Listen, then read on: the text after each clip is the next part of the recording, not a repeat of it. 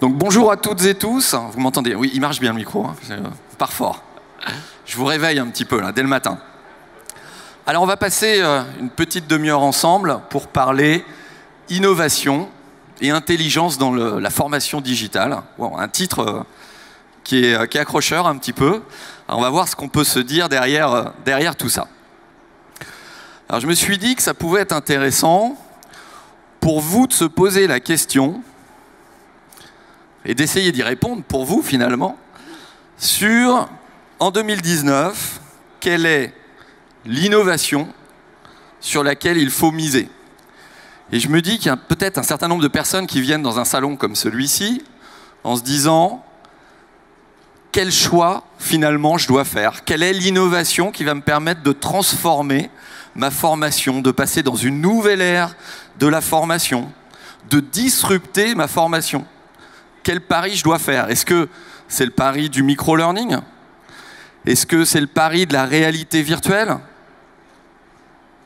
Du machine learning qui va me proposer toujours la meilleure formation pour moi, qui va créer mon parcours, qui va permettre de faire de la pédagogie différenciée à tout moment?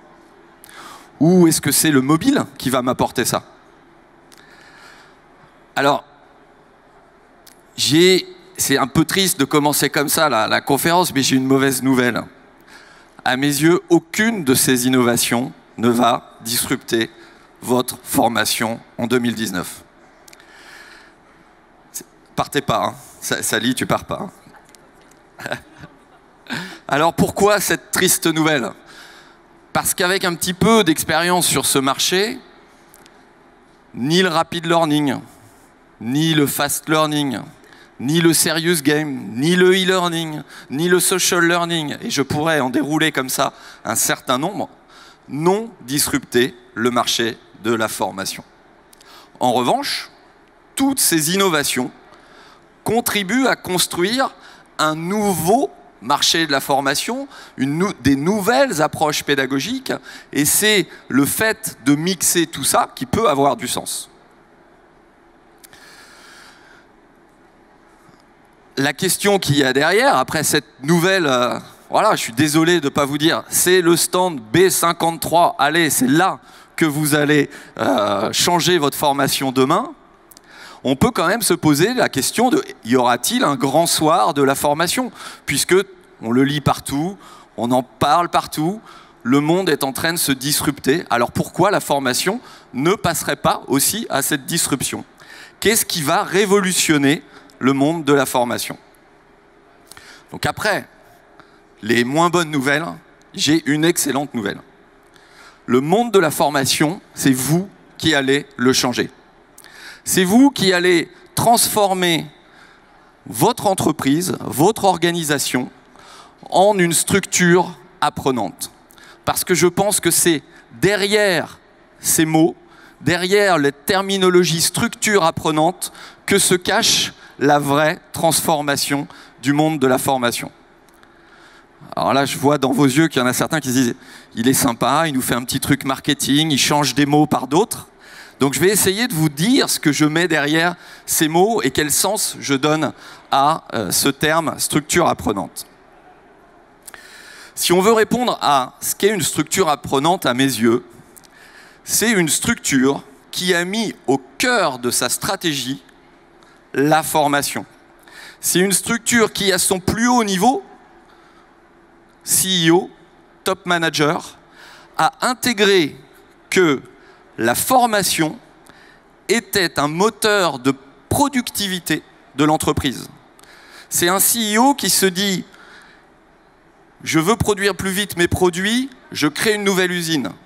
Je veux être plus performant demain, j'investis dans une machine formation également. » Et qui met au même niveau ce type d'investissement. C'est un CEO qui ne voit plus la formation comme un centre de coût. C'est un CEO qui ne voit plus la formation comme le 1% formation et le réglementaire. C'est un CEO qui investit sur la transformation humaine de son entreprise. Alors, dit comme ça, on se dit mais tous les CEO le font. Et dans la vraie vie, ils ne sont pas contre le fait de le verbaliser à un instant T.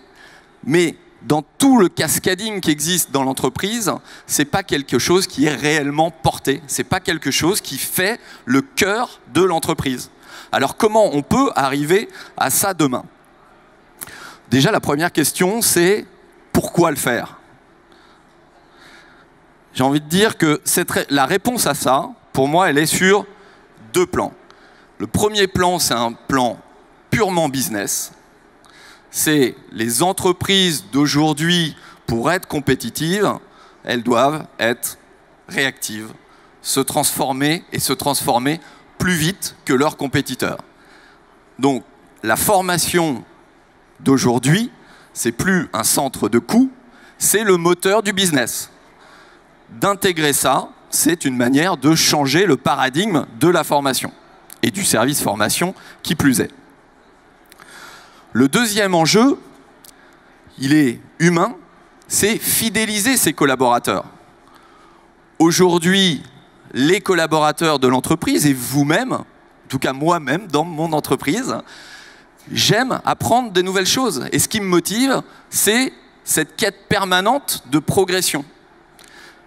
Et il en est de même, un certain nombre d'études le montrent, que cette quête permanente de progression est au cœur des motivations de nos collaborateurs.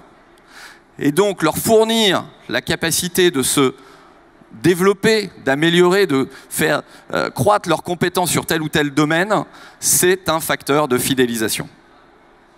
Et rien que sur ces deux plans, quand on met le business et les hommes, on voit bien qu'on est au cœur de l'entreprise.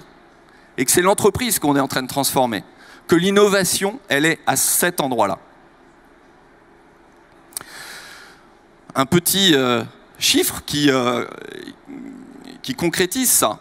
Tous les ans, la structure ISTF, qui est un organisme de formation qui transforme les entreprises en entreprises apprenantes, c'est-à-dire qui transforme les formateurs vers le digital learning, fait depuis un certain nombre d'années, je n'ai pas le chiffre exact, mais au moins 5 ans, je pense, un baromètre qui pose des questions aux responsables de formation et aux formateurs.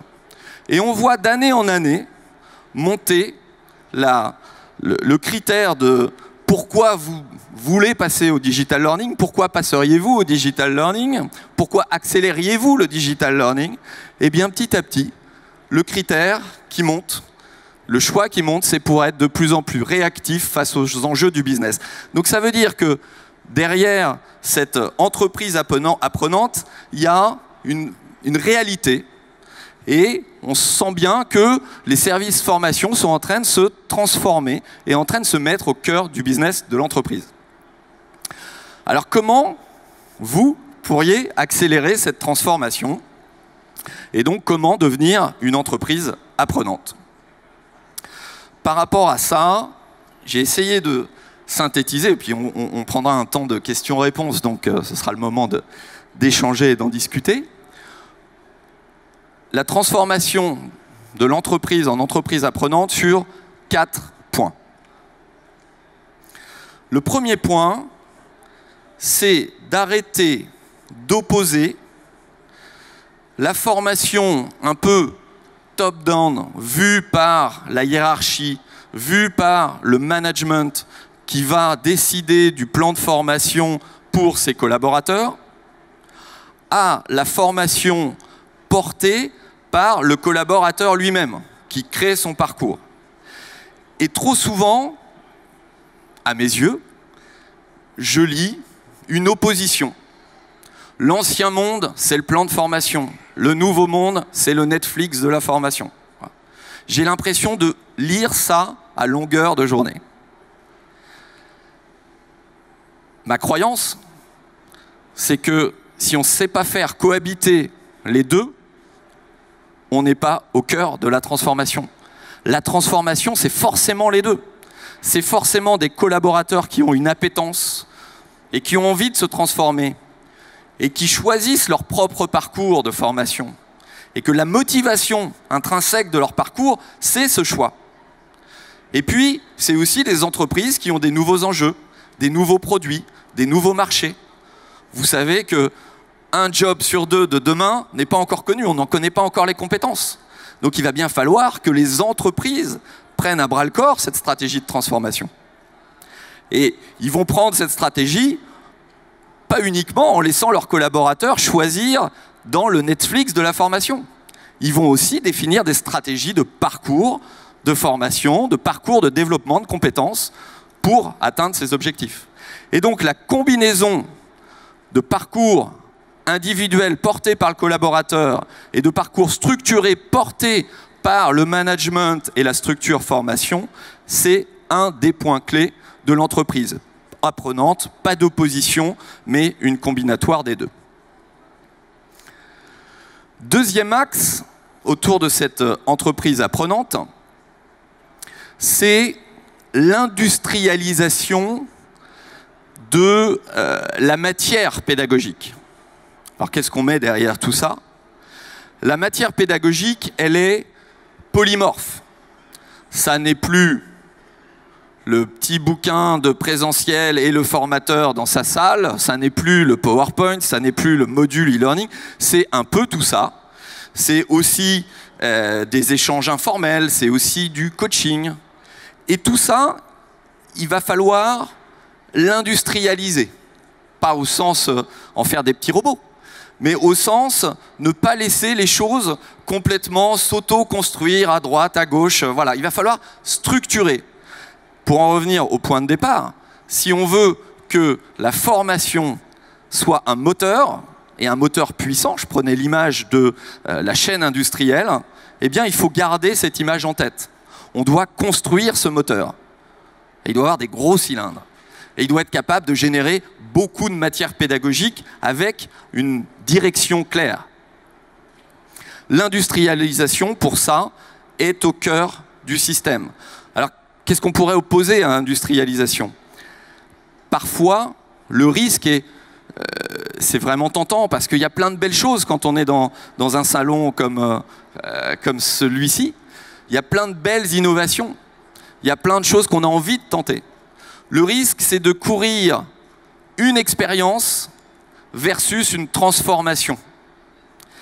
Et la transformation digitale, elle ne peut pas se faire sur des tests.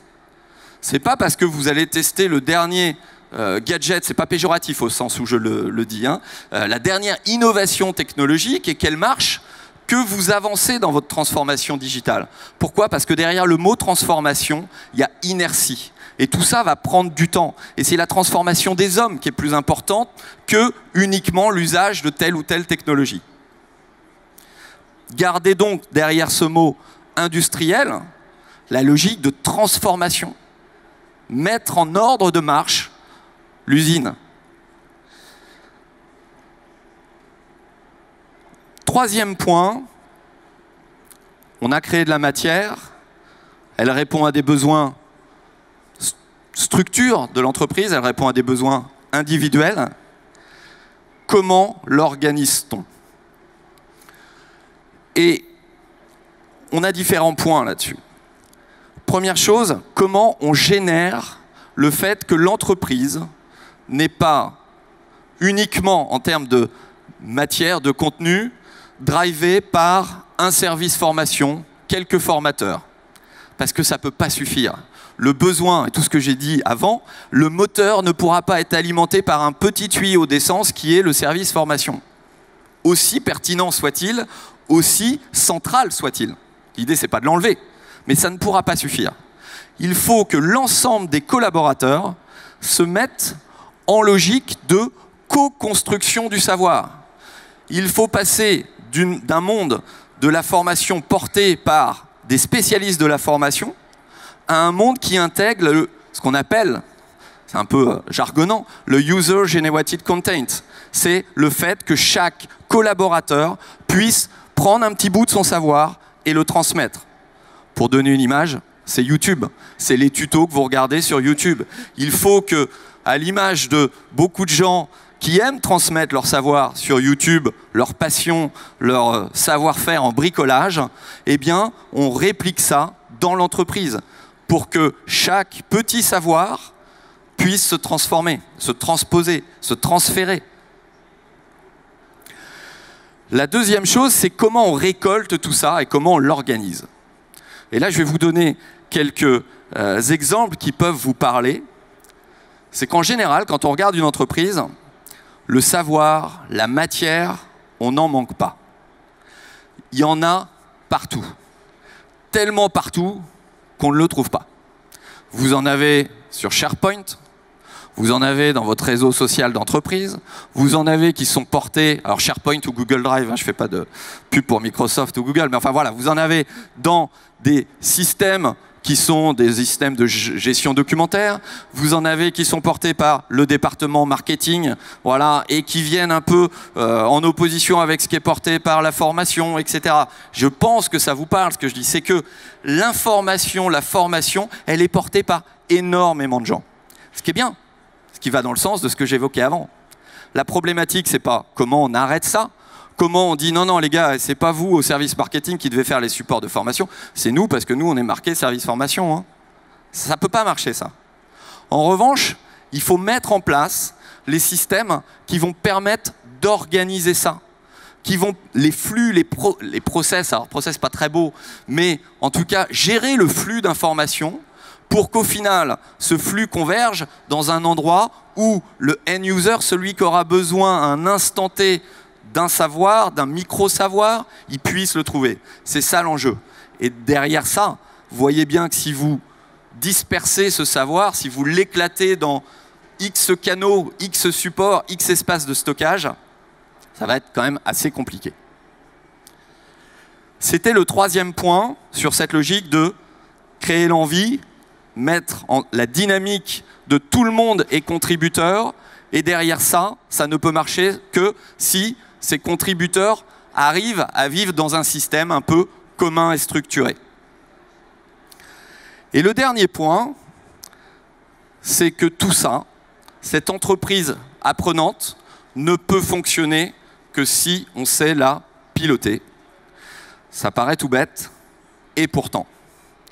Et pourtant, combien de projets de transformation digital learning sont pilotés par l'envie de faire un projet, le besoin de mettre un LMS pour être comme tout le monde, pour faire mieux, pour faire plus de pédagogie, pour des enjeux qui sont très nobles, qui sont réels, mais qui ne permettront pas de mesurer un résultat obtenu derrière. Si mon projet, c'est mettre en place un LMS, quand j'ai mis en place mon LMS, j'ai réussi mon projet. Et pourtant, le vrai enjeu, c'est combien de personnes vont se former, combien de fois ils viennent par semaine, jour, mois sur la plateforme. Le vrai enjeu, au final, c'est qu'est-ce qu'ils retiennent et comment ça se transforme dans l'action. Et donc, derrière tout ça, choisissez des KPIs qui sont en lien avec l'entreprise apprenante. Si l'entreprise apprenante, elle a un moteur de transformation, quel est le contour qui nous dit ce moteur, il tourne à plein régime? Ou ce moteur, là, il vient de caler? Quel est ce contour? Et trop souvent, il n'y a pas de contour. Donc, au départ, choisissons les contours, c'est le meilleur moyen de savoir si notre moteur tourne à plein régime ou pas. En résumé, une entreprise apprenante, 4 points. C'est une entreprise déjà qui est portée par le top management.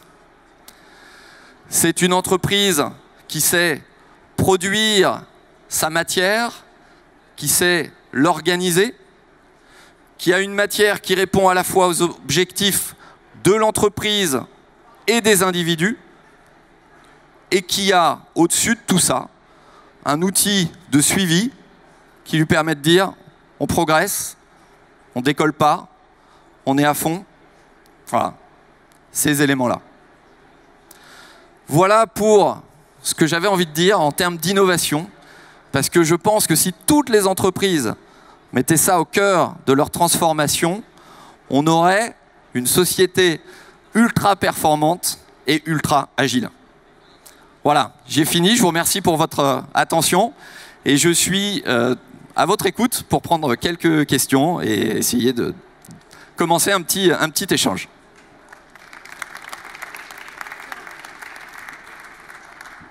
Bien, merci Jérôme. Première question, est-ce qu'on peut avoir tes slides? Oui. Je voudrais juste dire, tu parlais des 4 piliers, comment devenir une entreprise apprenante, et puis il y a cette histoire de collecte de savoir. J'ai une technique que j'ai appris de M. Peter Senge, qui a écrit le premier livre sur l'organisation apprenante, il y a longtemps. Hein. C'est une pavé de 600 pages. Et c'est assez difficile à lire. Mais j'ai trouvé un truc qui correspond à ce que Jérôme nous propose, un truc à faire dans votre organisation tous les jours. Et ça s'appelle le tire-bouchon. Tu le connais? Le tire-bouchon, je connais, mais pas dans ce cas-là. Donc, imagine un tire-bouchon, OK? Et en haut, on pose la question, quelle est notre théorie de travail? Dans n'importe quelle réunion, expérience, projet, truc dans votre entreprise, pose la question, c'est quoi la théorie de travail? Qu'est-ce qui s'est passé? Pourquoi? Quelle est la nouvelle théorie de travail? Ça, c'est un réflexe d'une organisation apprenante. Et juste pour donner un exemple. Par exemple, si on paye les ventes de la com, ils vendent plus. Qu'est-ce qui s'est passé? On les a payés tellement peu de base qu'ils sont devenus désespérés. Ils poussaient trop avec des clients et ils ont perdu les affaires. Donc on a vendu moins. Quelle est la nouvelle théorie de travail? Okay? Ça, c'est un exemple. Voilà. Je voulais juste dire ça. Merci, Sally. Est-ce qu'il y a d'autres questions? Oui. Je souscris, Jérôme. Christian Martin, en Allemagne, on connaît sous le nom de Learning Coach, ou French Coach. Je souscris à 99% de ce que tu as présenté. Merci, je suis inquiet du 1% par contre. Non, le 1%, ça concerne un aspect très, très intéressant, très important. C'est la fidélisation des collaborateurs, qui était illustrée par un cadenas. Et dans la vision que j'ai de la fidélisation du collaborateur, c'est aussi savoir le laisser partir s'il a cessé d'apprendre avec nous, pour qu'il puisse revenir 2 ans ou 3 ans plus tard, nous enrichir. C'est vrai, peut-être que l'image n'est pas assez subtile, et je partage aussi ce point. Donc à part l'image, on est à 100% raccord.